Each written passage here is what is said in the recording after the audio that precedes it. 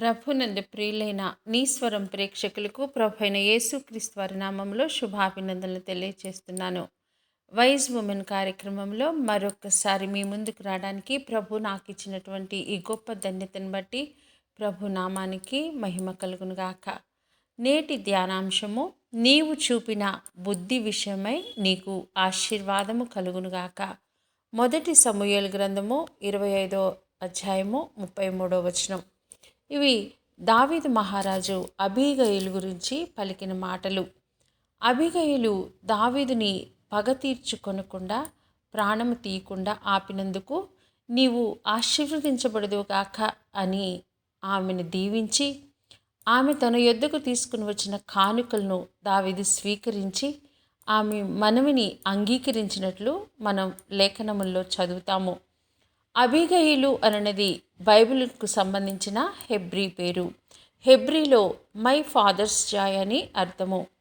ఇతర అనువాదములలో ఈ పేరుకు సంతోషమునకు హేతువు అని కూడా అర్థం వస్తుంది. కానీ అబీగయిలు తన నిజ జీవితంలో సంతోషమునకు హేతువు కాలేకపోయినట్లు మనం చూస్తాము. అబీగయిలు భర్త పేరు నాబాలు. ఇతను ఆస్తి గలవాడు, బహుభాగ్యవంతుడు. అయితే పాత నిబంధనలో అబ్రహాము, ఇస్సాకు, యాకోబు, యోసేపు, యోబు వంటి బహుగా ఆశీర్వదించబడిన వారి వల్ల ఇతను దైవభక్తి, యథార్థత గలవాడు కాడు. ఇతని చర్యలను బట్టి అనగా అతని ప్రవర్తనను బట్టి చూసినప్పుడు ఇతను మోటువాడు, దుర్మార్గుడు అని లేఖనాలు తెలియజేస్తున్నాయి. సంతోషంకు హేతువైన అబీగయిలు సుబుద్ధి గలదై రూపసి అయి ఉన్నట్లు మనం చూస్తాము. ఇక్కడ వివేకము, బుద్ధి కలిగిన సుందర స్త్రీ ఒక మొరటువానికి, దుర్మార్గునికి భార్య అగుట వలన పంది ముక్కున ఉన్న బంగారు కమ్మి వలె నిష్ప్రయోజనమైనట్లు మనం గమనిస్తున్నాము. అయితే దేవుని హృదయము కలిగిన దావీదు ఆమెలో ఉన్న బుద్ధిని గ్రహించగలిగాడు. భార్యలో ఉన్న మంచి లక్షణములను గుర్తించగల మంచి హృదయము గల భర్తలు కూడా నేటి సమాజంలో అరుదుగా ఉన్నారు అనుకుంటా. నాబాల్లో ఉన్న మూర్ఖత్వము సంతోషమునకు హేతువైన తన భార్యను స్వీకరించలేకపోయింది. వాస్తవమునకు నాబాలు ఏ మనిషిలోనూ మంచితనమును చూడలేని మూర్ఖుడని మనకు అర్థమవుతుంది. దావీదు అతనికి ఉపకారం చేశాడు, కానీ దావీదు చేసిన ఉపకారమును ఇతను గుర్తించలేదు. దావీదు బుద్ధి గలవాడు కనుక తన పొరుగువాడైన నాబాలుకి మేలు చేశాడు.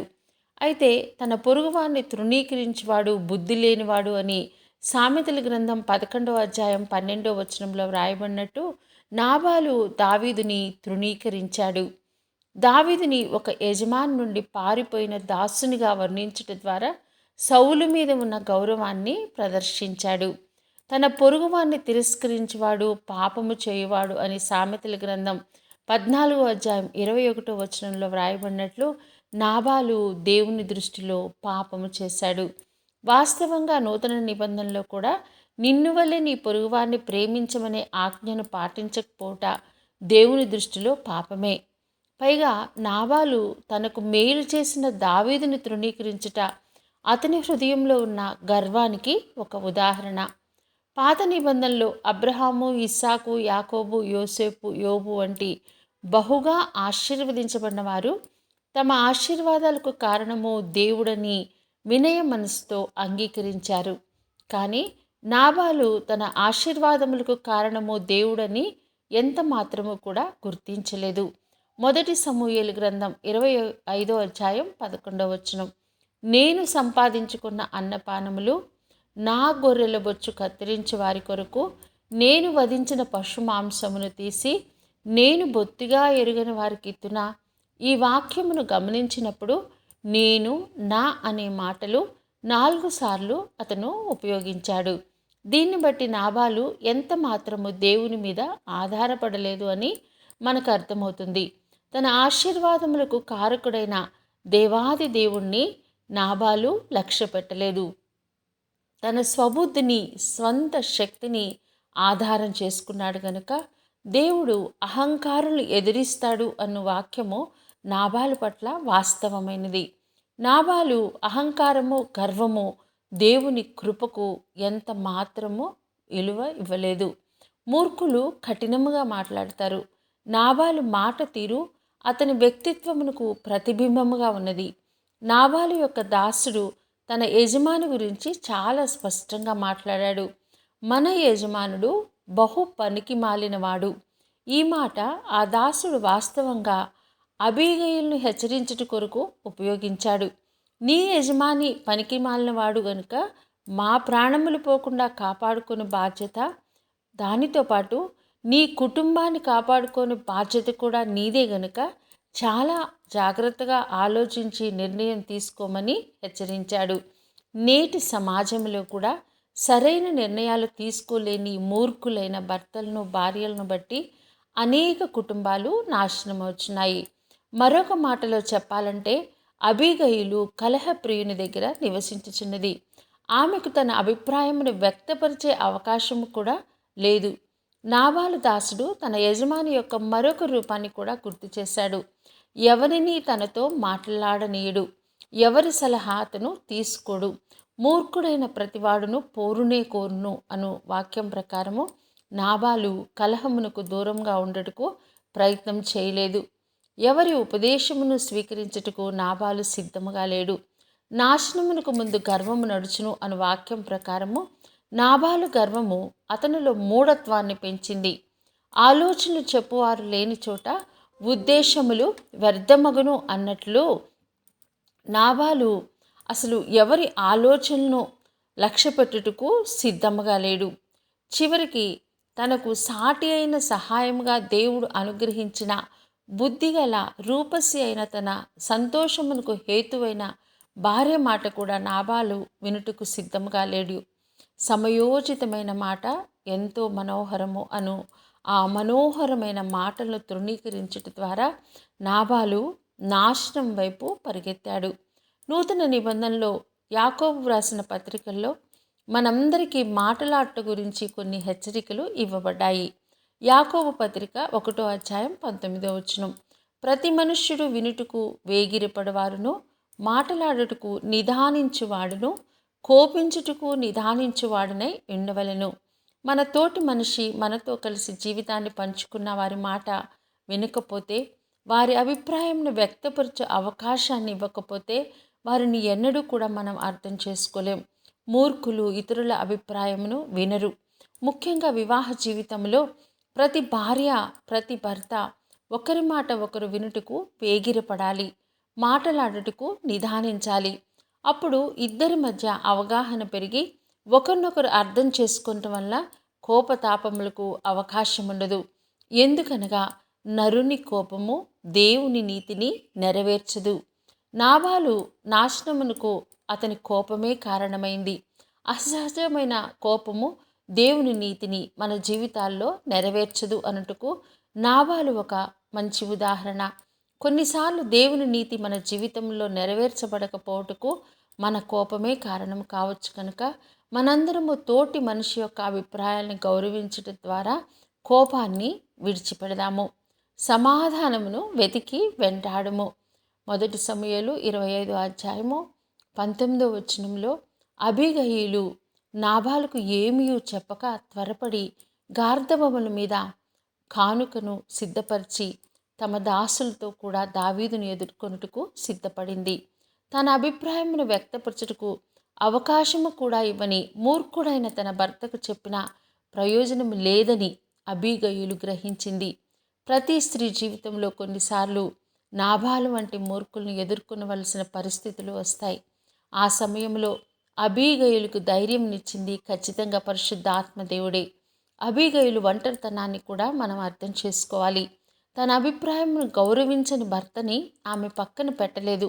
అతని క్షేమం కొరకు పరిశుద్ధాత్మ దేవుని సహాయంతో పరిస్థితులను ధైర్యంగా ఎదుర్కొనుటకు సిద్ధపడింది. ఈ సిద్ధపాటు, ఈ తెగింపు ప్రతి స్త్రీకి కూడా అవసరం. ఇక్కడ ఆమె మూర్ఖుడైన తన భర్తని, తన కుటుంబాన్ని రక్షించుకొనుటకు ఒక రాయబారిగా దూసుకుని వెళ్ళింది. సామెతల గ్రంథం 13వ అధ్యాయం 17వ వచనంలో రాయబడినట్లు, నమ్మకమైన రాయబారి ఔషధము వంటివాడు. ఈమె తన కుటుంబానికి ఒక ఔషధముగా పనిచేసింది. ఇది ఆత్మదేవుడు అనుగ్రహించిన బుద్ధి జ్ఞానము మాత్రమే. ఈ వాక్యమును వింటున్న ప్రతి స్త్రీ, నీ కుటుంబానికి నీవు ఔషధముగా పనిచేస్తున్నావా? నీ భర్త నీ మాట వినకపోయినా ఆత్మదేవుడు నీకు బుద్ధిని అనుగ్రహించటం ద్వారా నీ కుటుంబాన్ని రక్షించుకుని మార్గమును చూపిస్తాడు కనుక, ఒకవేళ నీ భర్త నీ అభిప్రాయంను గౌరవించకపోయినా నిరాశపడవద్దు. ఆత్మదేవుడు ఈ దినము నిన్ను నీ కుటుంబమునకు ఒక ఔషధముగా మార్చబోచున్నాడు. ఉపకారము చేసిన తనకు అపకారం చేసి నాబాలుని సమూలముగా నాశనం చేయాలనే నిర్ణయాన్ని దావీదు ప్రమాణపూర్వకంగా తీసుకున్నాడు. ఆ సమయంలో దావీదు కూడా శ్రమల గుండా పయనిస్తున్నాడు. ఒకవైపు ఆర్థిక ఇబ్బందులు, మరొక వైపు కారణము లేకుండా సౌలు అతన్ని తరుముట వలన అరణ్యములలో తలదాచుకోవలసిన పరిస్థితులు. సమూయేలు కూడా ఆ సమయంలోనే మరణించటం వలన దావీదు మరింత ఆవేశానికి లోనై ఉండవచ్చు. కోపముతో ఉన్న దావీదును ఎదుర్కొన్న వెంటనే అబీగయీలు మొదటిగా తన గార్ధబొమ్మ మీద నుండి త్వరగా దిగింది.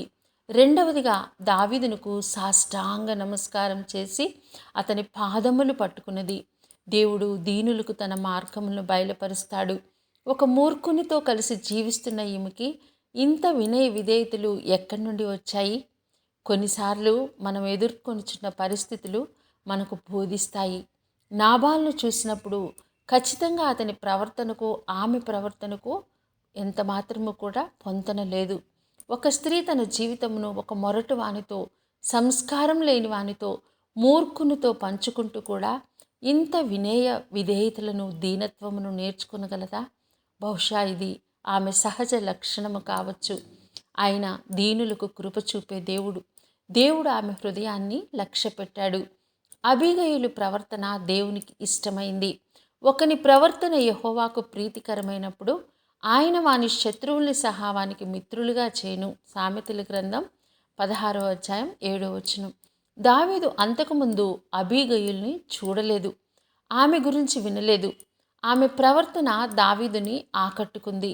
అబీగయీలు దావీదుతో, నా ఏలినవాడా, నీ దాసురాలనైన నన్ను మాటలాడనిమ్ము, నీ దాసురాలనైన నేను చెప్పు మాటలను ఆలకించుము అని వేడుకుంది. ఇక్కడ ఒక సత్యాన్ని మనం గమనించాలి. ఒకవేళ అబీగయీలుకు తన భర్త దగ్గర ఈ విన్నపం చేసుకునే అవకాశం కలిగి ఉంటే ఆమె తన భర్త పాదాల మీద పడి దావీదుకి ఉపకారం చేపించి ఉండేది, అతను బ్రతికి ఉండేవాడు. కానీ నాబాలు ఆమెకు ఈ అవకాశాన్ని ఇవ్వలేదు. తన మూర్ఖత్వమే తనకు శాపముగా మారింది. ఇక్కడ దావీదుకి నాబాలుకి మధ్య ఉన్న వ్యత్యాసాన్ని మనం గమనించాలి. దావీదు దాదాపుగా 21 నుంచి 31 వచనముల వరకు చాలా సహనముతో ఆమె చెప్పిన మాటలు విన్నాడు. దావీదు ఆమె పట్ల కలిగి ఉన్న మర్యాద, గౌరవమునకు మనకిక్కడ కనిపిస్తూ ఉన్నాయి. సంస్కారము కలిగిన భర్త భార్య మాటను సహృదయంతో వింటాడు. తన హృదయంలో ఉన్న బాధని ఆమె భర్త దగ్గర విన్నవించుకోలేని నిస్సహాయురాలు ఈమె. నేటి దినాల్లో కూడా సంస్కారం లేని భర్తలు, భార్యలు లేకపోలేదు. దేవుడు సృష్టిలోనే వారిద్దరిని ఏక శరీరంగా చేశాడు కనుక ఒకరి అభిప్రాయములను మరొకరు గౌరవించుకొనుట వాక్యానుసారము. అబీగయీలు జ్ఞానం గల స్త్రీ. ఆమె వివేకము, బుద్ధి, ఆమె రూపము అన్నీ ప్రభువే ఆమెకిచ్చాడు. ఆమె ఈ దోషమును నాదని ఎంచుకొనుము అని తన భర్త దోషమును తన మీదకు వేసుకుంది. ఇది ఆమె బుద్ధి వివేకములకు మంచి ఉదాహరణ. అతను మోటువాడు, దుష్టుడు అయినప్పటికీ, ఆ గుణాల ద్వారా ఆమె బాధపడినప్పటికీ చివరి వరకు భర్తను రక్షించుకునే ప్రయత్నమే చేసింది. స్త్రీ తాను బాధపడిన ఇతరులను కాపాడే ప్రయత్నం చేయటంలో వెనకాడదు. ఈ వాక్యం వింటున్న స్త్రీలారా, బహుశా చాలామంది స్త్రీలు ఇటువంటి పరిస్థితులు గుండా నేడు పయనిస్తున్నారేమో. భర్త దుష్టుడైనా, తాగుబోతైనా ఆయన రక్షించుకునే ప్రయత్నం మనం చేస్తున్నామా? ఒకవేళ కుటుంబ సభ్యులు ఎవరైనా ఇటువంటి స్వభావమును కలిగి ఉన్నారా? యేసుక్రీస్తు ప్రభువారు తమ శిష్యులు ఆత్మతో అభిషేకించబడిన తర్వాత ఈ విషయంలో ఒక అధికారమును వారికి అనుగ్రహించాడు. యోహాను సువార్త 20వ అధ్యాయం 22-21 వచనములు, పరిశుద్ధాత్మను పొందుడి, మీరు ఎవరి పాపములు క్షమింతురో అవి వారికి క్షమించబడును, ఎవరి పాపములు మీరు నిలిచియుండనిత్తురో అవి నిలిచియుండునని వారితో చెప్పెను. ఈ అధికారము ఈ భూమి మీద మనకు కూడా కలిగి ఉన్నది. ప్రభు మనకు అనుగ్రహించాడు. మన కుటుంబ సభ్యుల దోషములు మొదటిగా మనం క్షమిస్తున్నామా?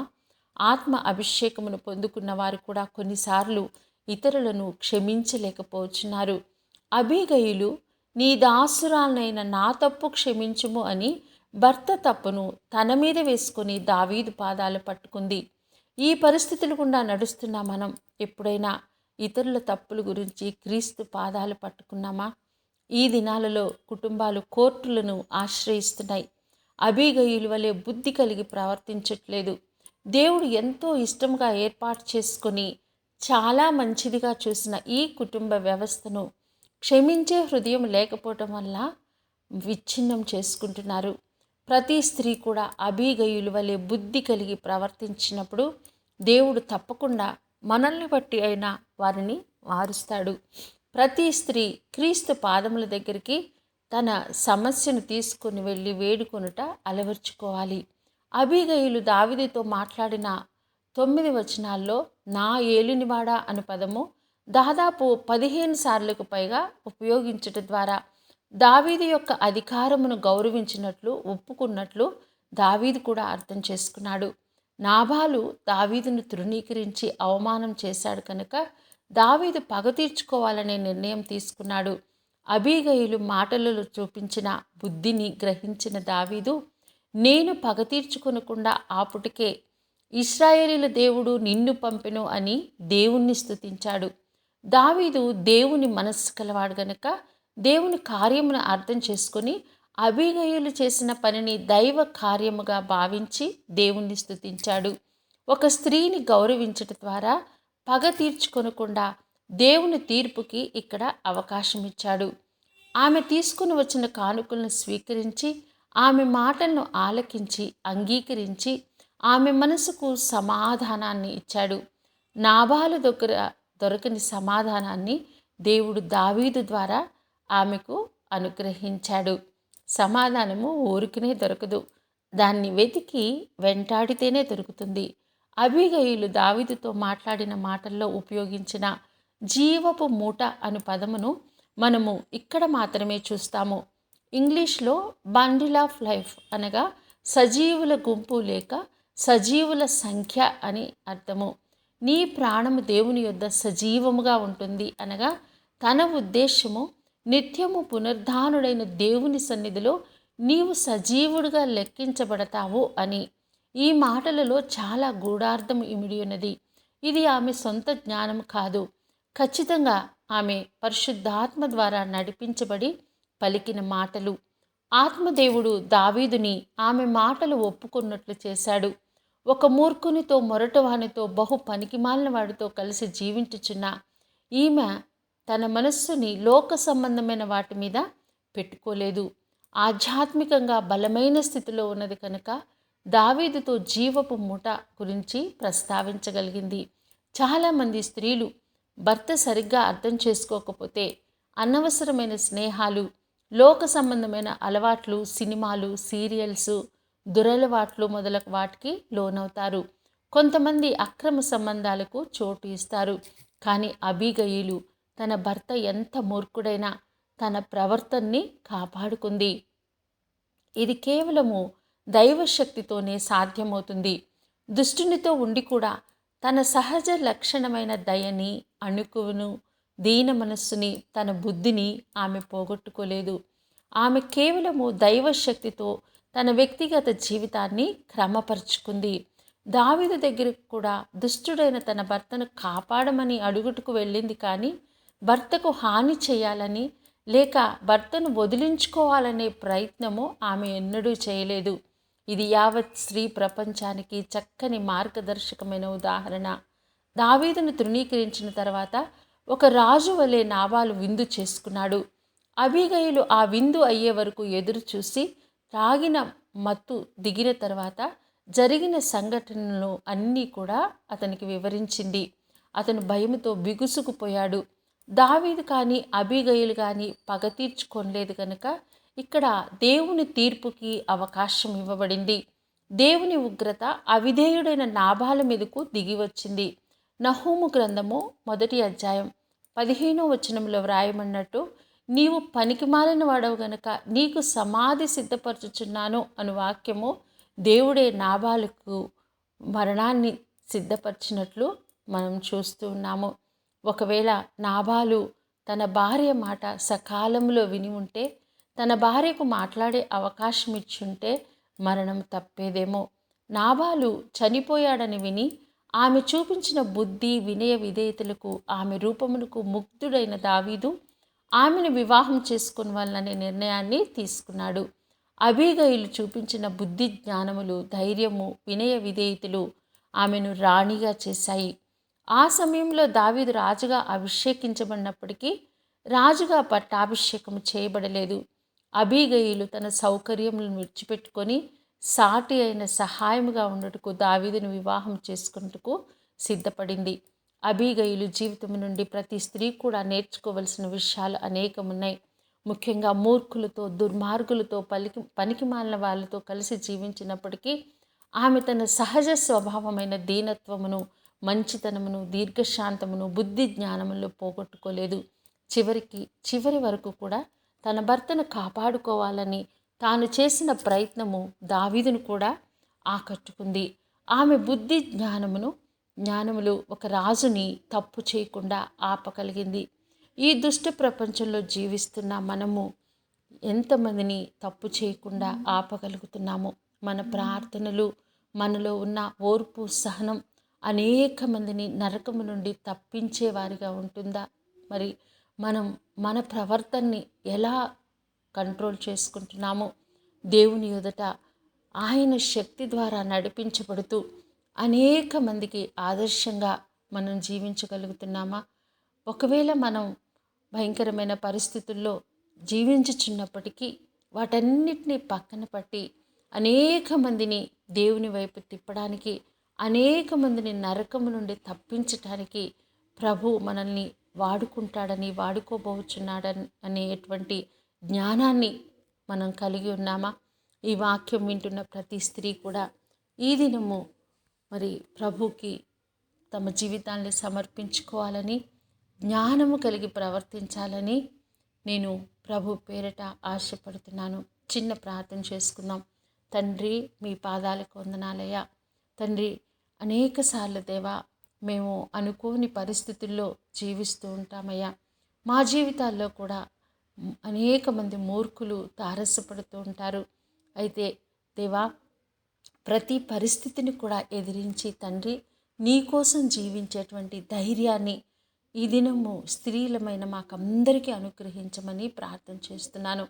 దేవా, నీ స్వరూపంలో సృష్టించబడిన ఏ బిడ్డ కూడా నరకానికి వెళ్ళడం నీ చిత్తం కాదు కనుక అనేక మందిని నరకము నుండి తప్పించి మంచి జీవ మార్గాన్ని అనేక మందికి బోధించటానికి మమ్మల్ని అందరినీ పరిశుద్ధాత్మ శక్తి చేత నింపమని యేసయ్య పరిశుద్ధ నామములో ప్రార్థన చేసి పొంది ఉన్నామని నమ్ముచున్నాము తండ్రి.